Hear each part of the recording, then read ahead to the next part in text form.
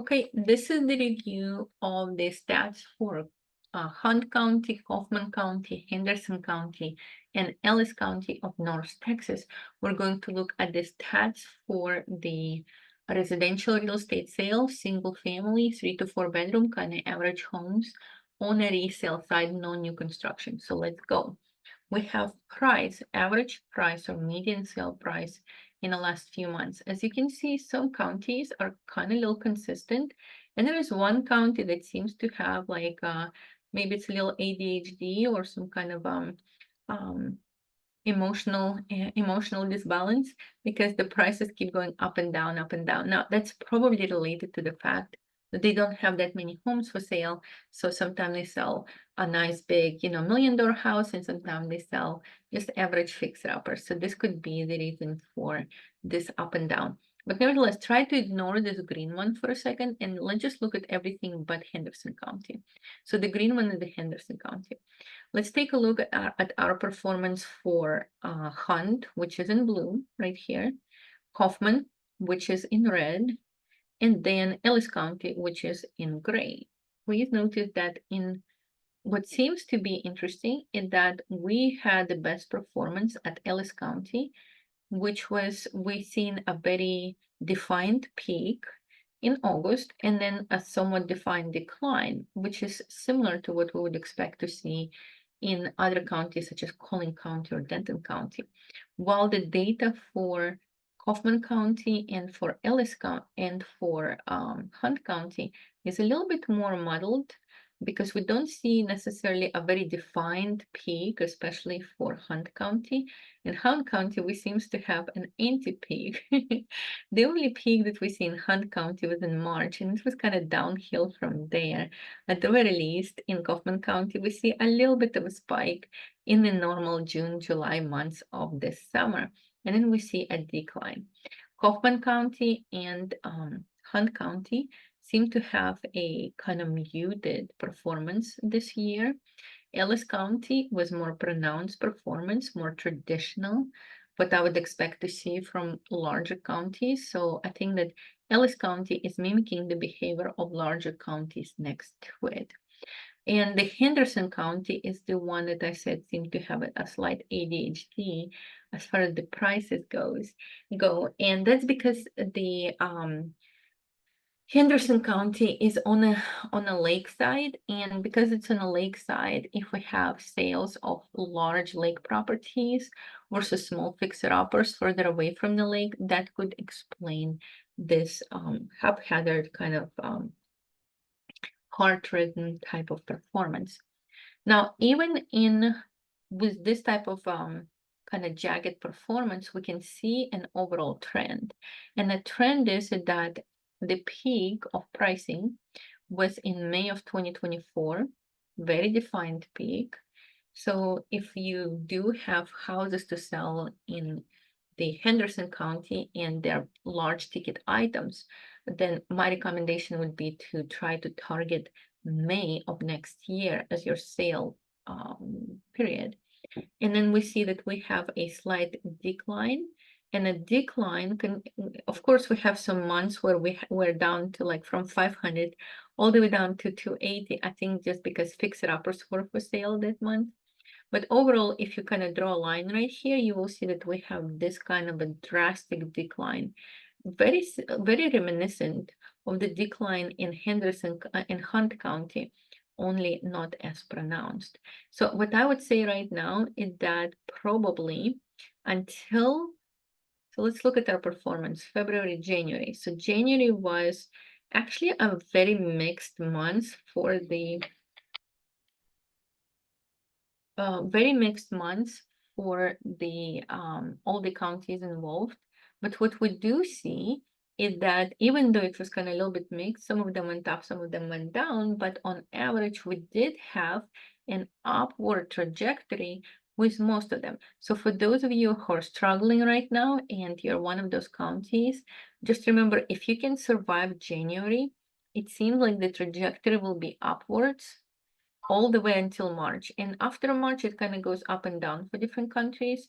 But after March, it seems to be a overall upward trajectory. So stay hopeful. Okay, months of supply. Let's take a look at our months of supply information for these counties. Now, months of supply indicates the market saturation with unsold properties. And as you can see, we are at higher levels than we ever were. So let me, if I think I can only go back for 10 years, but just based on what I've seen in the last 5 years, yeah, that's what I suspected. Oh, look at that. So it seems to me that Henderson County seems to be reaching the levels of 2017. Seems to me that Henderson County experienced something similar to this. Look, this is almost identical peaks right now from 2016 to 2017, from 2023 to 2024. I would say it's reminiscent. Now, the interesting part is that after that, we see a decline in months of inventory and return to more normal statistics. But right now we're close to 10 months of inventory, which means it would take 10 months for the market to absorb the correct inventory if no new inventory was added. Well, we see a much more healthier performance from Kaufman County and Ellis County, so and Hunt County. So in my opinion, the healthiest of them all is Ellis County. This is the gray one. The way that it goes is that anything above 3, so up to 3 is still a seller's market. 3 to 4 is a balanced market. 4 plus is the buyer's market. So as we can see, all 4 counties are in a buyer's market. Ellis County is just slightly in a buyer market. Kaufman County is, pretty buyer market. And then Hunt County, same, pretty buyer market. Henderson County is such a buyer market. I mean, right now a buyer could probably offer a offer a bag of mushrooms and be able to buy a house somewhere in Henderson County, just because there's so much unsold inventory, and I'm sure that by now the sellers are feeling the pinch of their home not being sold. Let's take a look at our days on market. So days on market are actually fairly muted, as you can see, compared to 2016, 2017, we're actually doing better than we used to do. In 2017 and 2016, having 140 days in the market, 30, 38 was normal. Now we are at 73, 40. So as you can see, we're about a half, a half of what we used to be, but nevertheless, it is still, of course, more painful than when we were in a nice, generous 2020, 2021 market. But anyhow, as we can see, right now, the performance is very similar for all counties, despite the months of supply being so much higher for Henderson County, means how long it would take to absorb the properties at this rate. The days in the market are not that significantly different from the rest of the counties for Henderson County. So we have the smallest days in the market is Ellis County, followed by Hunt, followed by Kaufman, and then followed by Henderson. So for those of you who are in Ellis County, just know that you're doing better than some of the small counties next to you. And then the Hunt County and the Kaufman County would seem to be like a median performance for a small county, and then Henderson is being, unfortunately, the outlier on the other side. Let's take a look at how many homes are currently for sale in each county. Now, here is an interesting performance. I would expect that Henderson County would have the highest number of homes for sale, given that they had the highest number of the highest months of inventory, but that's not the case. Henderson County is actually one of the smallest ones. This is the green one right here, and the number of homes for sale is going down on all counties. Noted that August and June was when people were selling the houses. Most people put the houses on for sale, and then look that after they either sell or they did not sell in June and August, they just decided to either took their properties off the market, turn them into rentals. I'm not sure what happened, but look at how quickly we went from, let's just say, take Hunt County, 400, almost 500 to 470. So it's 30 houses went off the market just in 1 month. That to me tells me that it's probably not sale. People just not renewing their listings once those listings expire. Long story short, the good thing is that what we're seeing is that the number of competing homes, those homes that are competing for buyer's attention, is dropping.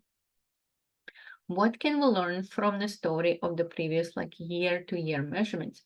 As we can see, where these measurements are for October, because we're still in November, so I don't have the November data yet. So if we look at the October data last year, we can see that in October we were actually having fewer homes for sale than this year. This year we either had more. Now, this is not new construction. We're only measuring resale. We either had enough people said, I'm done with waiting, I'm ready to sell, or just more people decided to move closer to Dallas, maybe, I'm not sure why we have such a sudden increase in the number of homes for sale, but we did. And as we can see, last year in October, we had numbers about half of what we currently have. They dropped in November and January. People decided to withdraw their houses from MLS and wait until the new year starts and maybe put their house back on MLS after that. And then we see a very dramatic spike in number of homes for sale after that. So that tells me that those of you who are waiting for the beginning of the new year as the solution to your problem, should be aware that together with more buyers in the market, the number of buyers spike after the first of the year, but so is the number of your competitors trying to put their homes on the market. Okay, let's look at closed sales because that is our demand. Let's see what our demand looks like across these 4 counties. So what we're seeing right now is that the demand seems to be the lowest and going down pretty significantly in Henderson County. And also we'll see a slowdown from July in Ellis County and in Kaufman County. What's interesting is that in Hunt County, the demand, you see this kind of jagged performance, but if you were to draw a overall line across them, you would see that the demand is actually staying quite stable right here. The numbers are not that different from each other from May to July to October. So Hunt is actually having the strongest demand of all 4 counties examined. And then Kaufman and Ellis County have the second strongest. And then the weakest performance on demand is in Henderson County. And last but not least, let's take a look at percentage of the sale price, which means how much of their original price the sellers are actually getting in all 4 counties. 100% is the asking price for every property. And then anything below 100 is the seller accepted an offer below asking price, and so on. So let's take a look. The best months of this year was in July. In July, the sellers were willing to accept anywhere between 95 and 97% of their asking price in order to sell the property. And now in October, we're looking more like 94, 96% of the asking price. The sellers are willing to accept offers. So this means that if you are an investor who's looking to do a flip and you're evaluating your ARV, just be aware that ARV might show 300, but you're more likely to sell at 5% lower, which would be $15,000 less than you expected, then you're to sell at your original price. So for that reason, when you are calculating your ARV, I would recommend doing about 5% price adjustment just to stay on the safe side, because you're very likely to sell 5% below your ARV level. That is it for now for these 4 counties.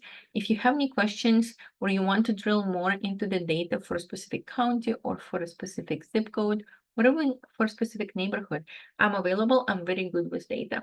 My name is Elena Garrett, and I am a realtor with Keller Williams Central in Dallas-Fort Worth area of Texas. I'm located in Richardson. My cell phone number is 469-371-4961.